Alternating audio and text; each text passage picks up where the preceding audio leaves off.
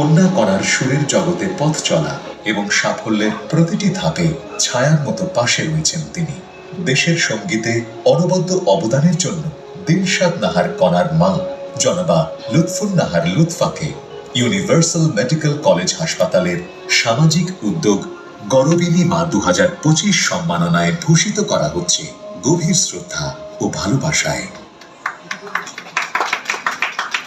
আসলে অনেকক্ষণ আমরা আবেগী কথা শুনলাম, অনেকক্ষণ মানে বেশ ভার একটা বিষয়ে কাজ করছিল।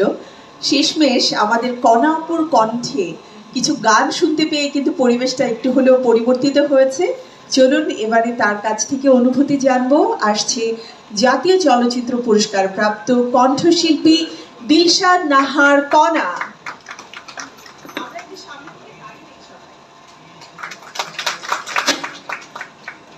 আসসালামু আলাইকুম সবাইকে।